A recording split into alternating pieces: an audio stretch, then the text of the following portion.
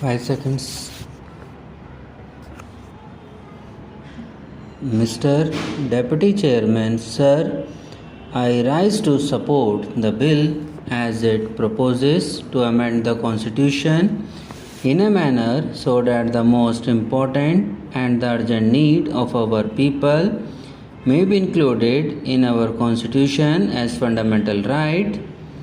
Right to work is the essential condition of our existence as a human being. You know, sir, through work man distinguishes himself from beast and develops his capability to be the master of his fate and controls the nature and build up the civilization. This power to work helps him to control the nature and to use it in his interest. He produces his bread and thus continues his existence. Without work, how can a man earn his livelihood? So it is absolutely related to the question of his existence. But today, this existence of man is challenged in our country. The unending queue of unemployed people is increasing day by day. There is no security of his existence as he has no means of production at his disposal. In a developing country like ours, the unemployment problem is the most burning problem. We have no opportunity to work and no right to work. The number of unemployed people registered with the employment exchanges in our country is more than 2 crores. But this is not the real picture. In the rural areas, the uneducated masses of unemployed youth do not register their names with the employment exchange offices. The agricultural laborers, poor peasants from the bulk of the rural are unemployed. Besides, they do not get jobs for all the time throughout the year. More people are entering into cultivation on the same size of land, thus increasing the number of hidden unemployed people. The rural poor, such as agricultural laborer, bonded laborer, poor peasants, etc., are the major part of rural unemployed. With them, the other sections of the small and middle peasantry and rural artisans are gradually losing their land and their small means of production. Sharecroppers are being evicted from the land, and sharecroppers day by day are getting more and more impoverished. The middle class people are also the most unfortunate victims of unemployment. Workers are thrown out of their jobs due to lockout, disclosure, and recession in the economy. Talking all of them together, the number of unemployed in our country works out to be more than 6 crores. But how can they live without a job? After 65 years of our independence, the ruling class is far behind in getting these people out of this problem.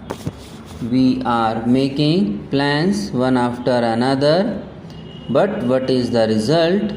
After the first 5-year plan, the number of the registered unemployed people stood at 20 lakhs. After the second 5-year plan, it rose to 35 lakhs. After the third 5-year plan, it crossed the line of 53 lakhs. After the fourth plan, it was more than 80 lakhs, and now it is 2 crores. This is the reality in spite of the ruling parties' tall talks of socialistic pattern of society, democratic socialism and ultimately socialism and new economic program. The ruling party have been crying from the house tops about the so-called socialism in our country. The number of unemployed in the country has been increasing because their socialism is a fake socialism and it is to deceive the people only. They talk of socialism only because they know people love and like it. People believe that without socialism, unemployment problem cannot be solved. What is socialism? It is only the scientific socialism. What is the real socialism? And which abolishes exploitation of man by man, which abolishes private property system in the economy, which takes the means of production in the hands of the state and which guarantees the right to work. But in our socialism, the rich becomes richer and poor becomes poorer.